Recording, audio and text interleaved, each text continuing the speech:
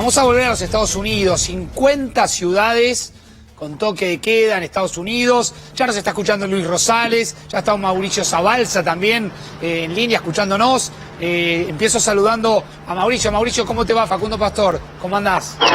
¿Cómo estás, Facundo? Buenos días. Bien, ¿cuál es la situación ahora? Contanos. Bueno, a ver, yo estuve ayer en una de las marchas, también estuve el día sábado. Marchas totalmente diferentes, ¿no? La del sábado realmente fue un caos, todo desbordado. Después, bueno, se supo que eran infiltrados de un grupo antifascista, anárquico, que estuvo tirando bombas molotov y que aparentemente estaban como organizados en todo el país esperando que pasara algo de esto, ¿no? La de ayer fue una marcha mucho más pacífica, pero sobre el final, cuando ya la gente se estaba dispersando, hubo algunos pequeños incidentes. Y hoy no sé, a mí me dio la impresión, yo estuve desde el primer momento, Facundo, en la marcha ayer, fui muy temprano, y como que no están organizados, o sea, es muy espontáneo. Así que puede ser que hoy haya marcha, puede ser que no haya marcha, así que, no sé, seguramente más tarde en la ciudad nos vamos a enterar, ¿no? Claro. A ver, uno puede hacer un análisis, Luis, ¿cómo te va? Buen día. Hola, de un Facundo, momento ¿cómo estás? Un gusto verte. inimaginable y aparte con pocos antecedentes. Hay que remitirse a los años 60, por ahí, para encontrar un Estados Unidos tan convulsionado en términos de movilización y de incidentes en la calle. Sí, claro. Pues sí, los 60, después con Vietnam, la oposición a la guerra de Vietnam también generó mucha marcha, mucha movilización, algo de violencia. La oposición a la guerra de Vietnam, ¿te acordás que había mucho activismo en contra? Ahora, el tema de fondo es el coronavirus, aunque no se dice. ¿Por qué? Porque a mí me parece, y es lo que te dicen los analistas internacionales en todas partes, el coronavirus, Facundo, te metió bajo la alfombra. ¿Viste? Las sociedades metemos bajo la alfombra determinados temas. Todos los países del mundo, algunos tienen unas alfombras con una montaña de cosas abajo. La crisis que está generando el coronavirus, ¿viste? Cuando se retira la ola de la pandemia, el efecto sanitario que te da mucho miedo se retira y te queda lo que dejó esto. Y en general es un agujero económico social muy grande. Te saca la alfombra y lo que habías guardado abajo de la alfombra florece. Claro. Hay mucho miedo en Europa con el tema de los inmigrantes y los refugiados, claro. en los alrededores de París. El tema racial en Estados Unidos siempre pende de un hilo, ¿viste? En cuanto hay un disparador, estalla. Así que me parece que hay un tema de fondo que está irresuelto en Estados Unidos, a pesar de haber tenido un presidente negro, Obama, de haber tenido a Luther King en su momento, etcétera, etcétera. Es un tema que sigue como una herida abierta, que cada tanto cicatriza, en realidad no cicatriza, coagula, pero se vuelve a abrir y sale sangre de vuelta. Es una herida que nunca se cierra, ¿no? Claro. Luis, Mauricio, en los 60 hubo después una gran victoria de la minoría afroamericana en términos de derechos. ¿Hay algo que están pidiendo, obviamente que cambie el accionar policial, pero hay algo más en términos legislativos que están pidiendo que cambie o que podría cambiar? No sé si contesta. Bueno, te lo digo yo. Dale, después vamos a Mauricio. Te lo digo lo que pienso. La legislación en Estados Unidos avanzó muchísimo. Desde el punto de vista, me parece, pueden haber algunas piezas que faltan, pero desde el punto de vista legislativo Estados Unidos avanzó. Hay pie de igualdad, allí no habría problemas. En general, puede que haya algunos temas particulares. La violencia policíaca, como decía Florencia, es claro, ahí eso tiene que cambiar. Hay un tema más de fondo, ¿no? Es un tema muy complicado porque la población afroamericana, viste, hay que ser muy cuidadoso, pero Estados Unidos son muy cuidadosos. Si decís afroamericano se ofenden algunos. Si decís black people, en inglés está bien, pero en español no podés traducirlo porque negro tiene una connotación esclavista. La palabra negro, dicha en español. Entonces es complicado. Identifiquémoslo como afroamericanos, que es lo más correcto.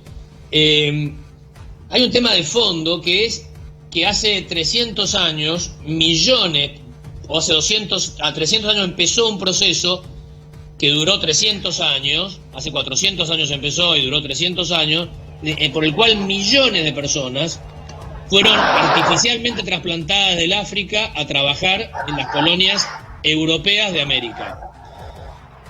Los británicos, los holandeses, los franceses, los españoles, los portugueses, en menor o mayor medida, trasplantaron millones de esclavos negros. Millones. Y esa población en los Estados Unidos estuvo esclavizada por 300 años. 200 años bajo el dominio británico, 100 bajo el dominio ya independiente de los Estados Unidos. Guerra civil de por medio lograron la emancipación. Pero después tardaron 100 años para tener igualdad de derechos con los blancos. Claro. Y 50 años más para tener un presidente. Es decir, hay un tema de fondo muy complejo, muy complejo. Fíjate vos lo costoso que fue ese trasplante masivo de habitantes de un continente a otro, claro. Para trabajar como esclavos. Luis, déjame volver con Mauricio a los Estados Unidos para ver cómo está el clima ahora. Recordemos que Donald Trump ha tenido que ser llevado a un búnker y recordemos que la manifestación llegó hasta las puertas de la Casa Blanca. Incluso han prendido fuego y han destrozado una iglesia que es contigua, que está frente a la Casa Blanca, Mauricio, ¿no? Sí, un montón de desmanes. Yo recién lo vi a la noche, te cuento, porque claro, estuve participando de la marcha, que no sé, hicimos 200 cuadras moviéndonos por todo Nueva York, así que a la noche me quedé con esas imágenes que no correspondían por ahí a lo que pasaba aquí en la ciudad de Nueva York, salvo el final que hubo alguna escaramuza, ¿no? Pero realmente, bueno, como decía Luis, yo estoy totalmente de acuerdo, hay muchas cosas que están bajo la alfombra, y les quiero contar algo que va a pasar seguramente en el futuro, que es la cuestión hispana, ¿no? Si el afroamericano por ahí no se siente con los derechos que tiene, ni les quiero contar de la comunidad inmigrante hispana que llegó en los últimos 20, 30 o 40 años, ¿no? Claro. Sí, la diferencia con los hispánicos es que voluntariamente van a los Estados Unidos, fueron voluntariamente, digamos, por una cuestión económica, eligen estar en Estados Unidos. Los esclavos originarios no lo eligieron. Y hay una ahora, vos sabés, Facundo, Florencia, que hay temor, como te decía, porque acuérdense lo que fue la primavera árabe, que empezó por un disparador cualquiera, no cualquiera, un tema, ¿te acordás que en Túnez alguien, un policía... Te suma ahí, Luis, la influencia de las redes y los jóvenes, ¿no? Claro. Exactamente. Eran todos jóvenes. Claro, cuando hay un tema de fondo, cuando el vapor del combustible está dando vuelta, vos prendés cualquier fosforito o cualquier chispa, claro, y vuela todo por el aire. Coincido.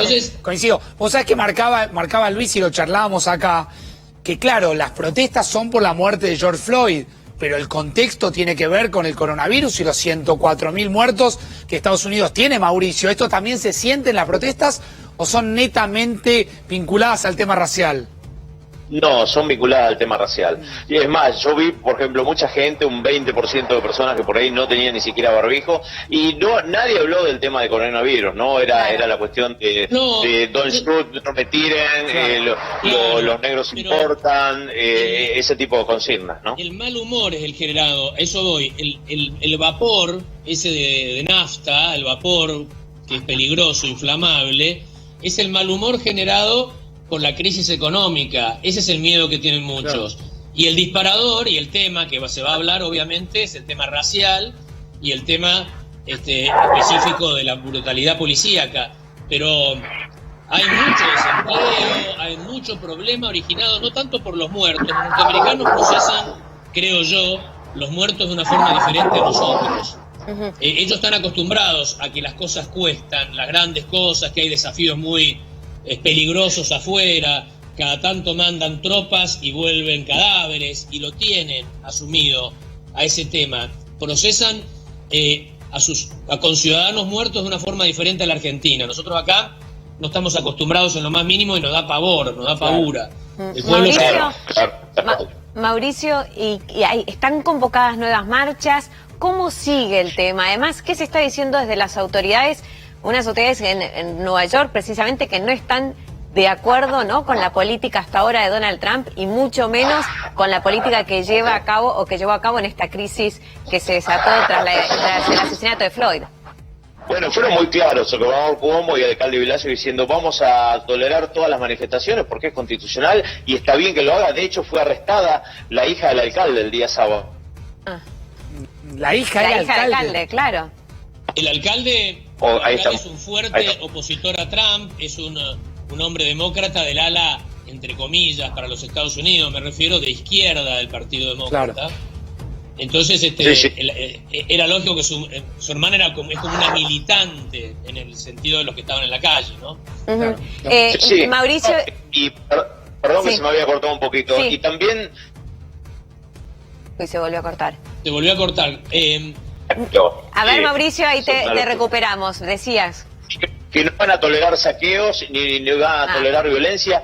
De hecho, ayer también se vio que, por ejemplo, mucha gente se paraba y se iba a insultar a policías que estaban cerrando algunas calles, y los mismos de la manifestación sacaban a esa gente. Y de hecho Claro. se pudieron algunas imágenes, por ejemplo, en Florida, frente a una farmacia, donde los mismos manifestantes se pusieron frente a la farmacia para que no la saqueen, ¿no?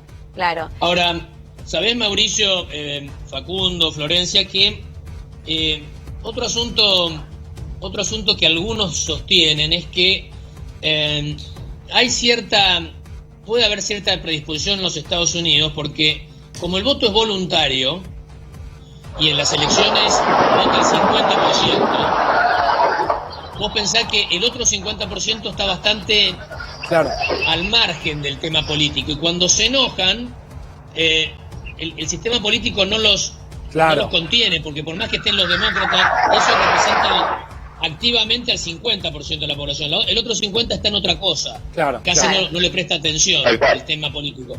Cuando se enojan, tienen que manifestarse alguna. Entonces hay mucha gente que es casi como espontáneo, que son de los pocos contactos que tienen con la política cuando están enojados por alguna razón. Eso puede ser otro factor que Mauricio, ¿y hay ya convocatorias para nuevas marchas o son marchas espontáneas que se convocan en el momento? Son totalmente espontáneas, no se sabe nada. Yo ayer estuve desde el primer momento y realmente ni siquiera sabían por dónde iban a ir. Claro. Yo me di cuenta de que no había nada. No organizado, iba a decir seguramente Mauricio, porque no parece haber política de fondo, Luis, o sí. No hay, a ver, política partidaria no. Están estos grupos, ¿no? Medios organizados que infiltran y ahí puede haber algún orden. Ahora, fíjate vos que la gran paradoja es que la marcha pacífica lo daña a Trump. Claro. La marcha violenta lo beneficia a Trump. Es paradójico. Totalmente. Luis, Mira, mira, Luis, estábamos viendo imágenes en vivo ahora, de la ciudad de Washington en D.C., frente a la Casa Blanca, y se ven las pintadas. Esto ayer era un desastre. Claro, se ven las pintadas en la senda peatonal, dicen fuck you, ¿no? En las pintadas. Y lo mencionan a Trump, ¿no? Lo mencionan a Trump. Perdón. Esto es cómo quedó de alguna manera alguno de los rastros, de la huella. Son imágenes en vivo ahora, frente a la Casa Blanca. Sí, si bien se ve gente caminando, claro. Y acá de vuelta, ¿no? Black Lives, las vidas no negras. Ahí está, ahí lo tenés. Gracias a la imagen. Toda esa zona es muy histórica, es casi, yo te diría, sagrada para los norteamericanos. Vos sabés que todos los estadounidenses alguna vez en su vida van a Washington a conocer. Y Washington, D.C., la capital, está planteada como una especie de Roma moderna, con esos templos. Los que han ido la conocen, en homenaje a Lincoln, en homenaje a Jefferson, en homenaje... Y toda esa zona es casi como simbólica. Entonces, para el americano medio, el estadounidense medio, que vive en otro estado, que no participa de esto, es como que han violentado, ¿viste?